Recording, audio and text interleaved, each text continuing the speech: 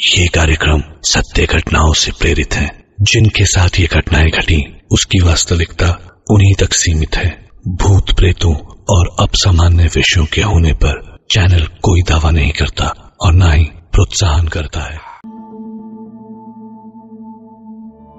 आपका अपार्टमेंट हो या आपकी ऑफिस की बिल्डिंग, एक सिक्योरिटी गार्ड के भरोसे आपका वक्त बड़े सुकून से गुजरता है। पर कभी सोचा है कि अगर सिक्योरिटी की जरूरत हो तो, या फिर सिक्योरिटी गार्ड भी कुछ ना कर पाए तो? एक ऐसी ही अजीब घटना हुई शिवानी ट्रेडिंग हाउस बिल्डिंग में। उस बिल्डिंग में नीचे के 2 फ्लोर्स पे ऑफिसेस थी और ऊपर 6th फ्लोर पे ऑफिस थी, और बीच में 3rd, 4th और 5th फ्लोर हमेशा खाली रहते थे। भोले भटके कभी कोई ऑफिस खुली भी तो महीने भर से ज्यादा चल नहीं पाई। जी अब तो आलम यह था कि लिफ्ट सिर्फ दूसरे और छठे तल्ले पर ही रुकती थी, और 3rd, 4th और 5th फ्लोर के लिफ्ट के दरवाजे के सामने बड़ा सा ताला लगा था। शहर के प्राइम लोकेशन पर बिल्डिंग हो और उसके 3 फ्लोर खाली पड़े हों तो 4 बातें होंगी, और धीरे धीरे वो बिल्डिंग भूतिया बिल्डिंग के नाम से मशहूर भी हो गई। धीरज की यहां 6th फ्लोर पे नई नई नौकरी लगी थी, और उसके सीनियर्स और बॉसेस ने कहा कि कभी भी नीचे के फ्लोर पे रात को न जाए। धीरज को भी कोई शौक नहीं था किसी भी तरह की प्रॉब्लम में पड़ने का। क्या पता किसी ने बॉस को बता दिया तो नौकरी पे बन जाएगी। आज धीरज की नाइट ड्यूटी थी। अपनी सीट पे बैठा न्यूज़पेपर पढ़ रहा था कि उसने महसूस किया कि रात को कितनी शांति थी हर तरफ। रह रहकर किसी जाती हुई गाड़ी के हॉर्न की आवाज सुनाई देती। वो अभी पेपर पढ़ ही रहा था कि किसी ने उसका नाम नीचे से पुकारा, धीरज। देर रात इस समय कौन हो सकता है जो उसका नाम पुकार रहा था? ये देखने के लिए धीरज सीढ़ियों से होता हुआ 5वें तल्ले पर गया। लिफ्ट 5th फ्लोर पे रुकी हुई थी, लेकिन इस वक्त आवाज 4th फ्लोर से आई, धीरज। धीरज दौड़ता हुआ 4th फ्लोर में गया तो लिफ्ट भी 5th फ्लोर से 4th फ्लोर में आकर रुकी, और आवाज 3rd फ्लोर से आई, धीरज। इस बार धीरज ने पूरी हिम्मत जुटाई और 3rd फ्लोर पे जा पहुंचा। लिफ्ट के सामने दोनों तरफ 2 दरवाजे थे जिन पर ताला लगा था। इस बार ना ही लिफ्ट नीचे गई और ना ही किसी ने उसका नाम पुकारा। बस दरवाजे के अंदर से एक आवाज आई। धीरज ने पलटकर दरवाजा खटखटाकर इसका जवाब दिया, और उसके बाद मानो यह सिलसिला लगातार कई देर तक चलता रहा।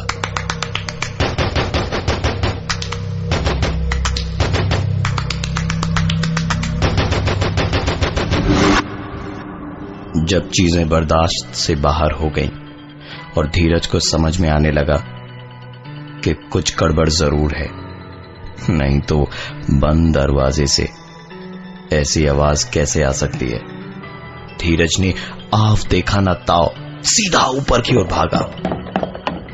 ऊपर की ओर भागते वक्त धीरज के पैरों की आवाज आ रही थी, और जैसे जैसे उसने 4th और 5th फ्लोर को पार किया वही ताली की आवाज उसे वहां भी सुनाई दे रही थी, मानो जैसे वो आवाज धीरज का पीछा कर रही हो। 6th फ्लोर पर पहुंचकर धीरज ने पहले तो पूरी ऑफिस की लाइट जलाई और फिर अपना मुंह हाथ धोकर वापस रिसेप्शन में आकर बैठा। थोड़ी ही देर में उसके साथ में नाइट ड्यूटी पर रहने वाला दूसरा सिक्योरिटी गार्ड भी आया तो धीरज ने बताया कि उसकी तबीयत कुछ ठीक नहीं लग रही है, इसलिए वो थोड़ी देर सोना चाहता है। धीरज ने कारपेट पर चादर बिछाई और लेट गया। जमीन पे सोने से नीचे के फ्लोर की सारी आवाजें उसे साफ सुनाई दे रही थी। धीरज को हल्की हल्की नींद में सुनाई दिया। आवाज ऐसी थी जैसे बॉल नीचे वाले फ्लोर की जमीन पे नहीं बल्कि छत पे गिरी हो। यह सुनकर धीरज चौंकते हुए उठा तो उसने बॉल की जमीन पर गिरने की आवाज साफ साफ सुनी, जो दूसरे सिक्योरिटी गार्ड को सुनाई ही नहीं दी। धीरज को लगा कि ये सब शायद उसका वहम है, लेकिन उसका वहम यकीन में तब बदला जब दोबारा वो सोने की कोशिश कर रहा था और उसने अपने कानों में एक आवाज फर्श की दूसरी तरफ से सुनी। कौन ऐसे ही जमीन से चिपका के सोए रहना, उठना मत। तू उठा तो मैं गिर जाऊंगा। धीरज को किसी ने जोर से धक्के से जगाया और चिल्लाया, अबे क्या बड़बड़ा रहा है नींद में धीरज, पागल हो गया है क्या? धीरज उठते के साथ ही अपनी कमर पकड़ के जोर से चीखा।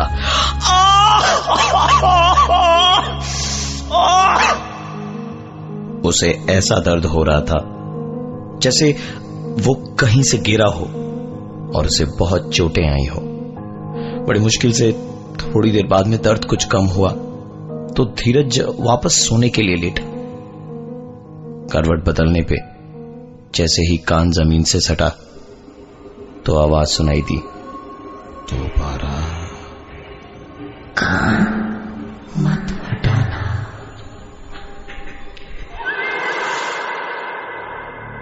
धीरज ने तुरंत अपने साथी से कहा, भाई तू नीचे जाके देख कि मैं जहां पर सो रहा हूं उसके ठीक नीचे कौन है, और सुन मैं तुझे फोन कर रहा हूं, तू लाइन पे रहना, काटना मत।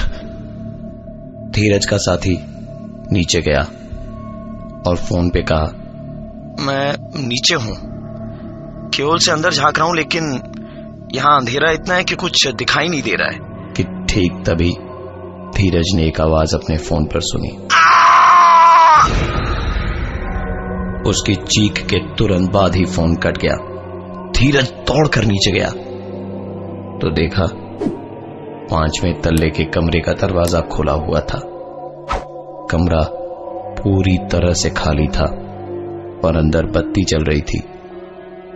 धीरज ने हिम्मत जुटाई और अंदर घुसकर पूरे घर को अच्छे से देखा। उसे कहीं भी उसका दोस्त दिखाई नहीं दिया। जब वो कमरे से बाहर निकल रहा था तब उसकी नजर गई कमरे की छत पर, और वो नजारा देख पहली बार धीरज अंदर तक सहम गया था। छत पर जहां किसी के हाथ और पैर के निशान कुछ यूं बने हुए थे मानो जैसे कोई वहां चिपका हुआ हो। धीरज ने हड़बड़ी में दरवाजा बंद करने की कोशिश की और उसकी ये कोशिश नाकाम रही, क्योंकि जब वो दरवाजे को बाहर की तरफ खींच रहा था ठीक उसी वक्त कोई ना दिखाई देने वाली ताकत उस दरवाजे को अंदर की तरफ खींच रही थी। धीरज ने काफी देर उस दरवाजे को बंद करने की कोशिश करी और जब परेशान हो गया तो उसके दिमाग में एक उपाय सूझा। उसने तुरंत दरवाजे पर से अपना दबाव छोड़ दिया और ऐसा करते के साथ ही किसी के अंदर गिरने की आवाज आई। धीरज ने तुरंत दरवाजे को बंद किया और कुंडी लगाई ही थी कि अंदर से किसी के दरवाजे को थपथपाने की आवाज वो सुन पा रहा था। यहां जो कोई भी था वो धीरज को दिखाई तो नहीं दिया, पर उसकी उपस्थिति को धीरज ने महसूस जरूर किया था। वो दौड़ता हुआ ऊपर गया और साथ ही वो आवाज भी पीछे से उसके आती रही। वो अपनी ऑफिस के रिसेप्शन में पहुंचा ही था कि रिसेप्शन से अंदर ऑफिस जाने का दरवाजा खोला और उसका साथी नाइट गार्ड बाहर निकला। धीरज उसे देखते के साथ ही चिल्लाया, तुम यहां कैसे? तुम तो नीचे गए थे। सिक्योरिटी गार्ड ने हंसते हुए कहा, लगता है आज तुम ड्यूटी पर दारू पीकर आए हो। मैं पिछले 15 मिनट से अंदर हूं। धीरज की नजर तुरंत अपने फोन पर गई तो लास्ट डायल्ड नंबर उसके घर का था, वो भी 4 घंटे पहले का। ये सारी बातें धीरज को हैरत में डाल रही थी और उसे लग रहा था कि क्यों लोग कहते हैं कि ये बिल्डिंग हॉन्टेड है। परेशान होकर धीरज ने वही किया जो लोग लिटरली फ्रस्ट्रेशन में करते हैं। वैसे तो सिगरेट पीना स्वास्थ्य के लिए हानिकारक होता है, पर धीरज को इसकी लत लगी हुई थी। सीढ़ियों पर जाकर उसने सिगरेट मुंह में डाली ही थी कि अंधेरे में किसी ने उसकी सिगरेट जला दी। मोबाइल की रोशनी में उसने देखने की कोशिश की पर दिखाई कुछ भी नहीं दिया। बस सीढ़ियों से किसी के नीचे भागने की आवाज आई। धीरज जाना तो चाहता था पर उसमें हिम्मत नहीं थी। उसने अपनी सिगरेट तुरंत बुझाई और रिसेप्शन में अंदर आकर इस बार अपने साथी से कहा कि एक बार फर्श पर लेट कर देख, तुझे कोई आवाज सुनाई दे रही है या नहीं। उसके साथी ने वैसा ही किया जैसा धीरज ने कहा, पर उसे कोई भी आवाज सुनाई नहीं दे रही थी। यह सुनकर धीरज की सांस में सांस आई कि शायद ये सब उसका वहम है, और वो दोबारा फर्श पर लेट गया। कान लगाते के साथ ही दूसरी तरफ से आवाज आई, बहुत मुश्किल से दोबारा ऊपर चढ़ा। अपनी बार कान हटाया तो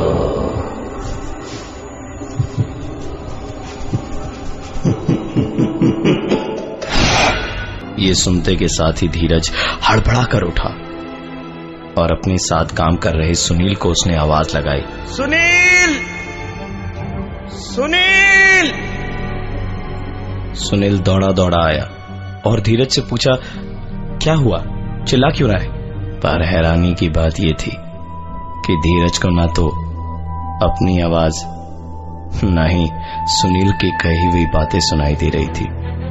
उसने बार बार अपने कान पर जोर जोर से मारा पर फिर भी उसे कोई आवाज सुनाई नहीं दी, मानो जैसे वो अपने कानों से बहरा हो गया था। वो पागलों की तरह चीखता रहा पर अपनी आवाज नहीं सुन पाया। तंग आकर वो वहां से भागा और सीढ़ियों के रास्ते जैसे जैसे वो हर एक माले को पार कर रहा था, कमरों के दरवाजे अपने आप खुल रहे थे। वो दरवाजे जिन पर ताला लगा था, और जैसे ही वो तीसरे माले पर पहुंचा उसकी आंखें अटक गई, क्योंकि तीसरे माले पर प्लास्टिक की एक गेंद सीढ़ियों के ऊपर टप्पा खाते हुए धीरज की ओर आ रही थी। धीरज पलटा और उसने ऊपर की ओर दौड़ना शुरू किया और वो गेंद उसके पीछे पीछे आ रही थी। जैसे ही धीरज छठे माले पर पहुंचा उसने एक बार पलट कर देखा तो वो प्लास्टिक की गेंद बड़ी जोर से उसकी तरफ आई और उसके पैरों से टकराई। पहले से ही डरा हुआ धीरज इस टक्कर के कारण लड़खड़ा कर गिर गया और उसके कान एक बार फिर से फर्श पर थे। इस बार उसने आवाज सुनी, अब की बार कान हटाया तो तुम भी हमारे साथ खेलोगे। धीरज ने अपने कान इस बार वहीं लगाए रखे और सुनील के कहने पर भी उसने अपने कान नहीं हटाए। और वैसे भी उसे सुनील की कोई भी बात सुनाई नहीं दे रही थी। वो बस रोते रोते बोल रहा था, अगर मैंने कान हटाया तो मैं खत्म हो जाऊंगा।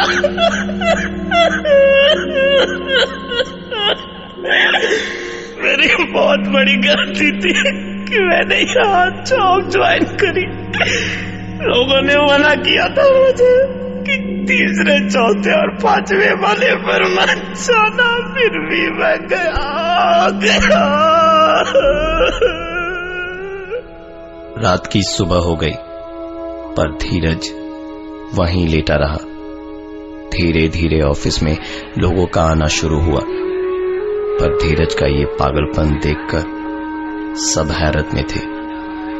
धीरज ने वहीं लेटे लेटे उसके साथ घटी सारी घटना के बारे में ऑफिस के लोगों को बताया, पर उठने को वो तैयार नहीं था। लोगों के जब काफी समझाने के बाद भी वो नहीं उठा, तो ऑफिस के मालिक ने दूसरे सिक्योरिटी वालों से कहा कि इसे धक्के मारकर यहां से बाहर निकालो, और कल से मैं इसका मुंह नहीं देखना चाहता। दूसरे सिक्योरिटी गार्ड ने जब उसे उठाया तो उसे उठाते के साथ ही धीरज ने अजीब सी आवाज की,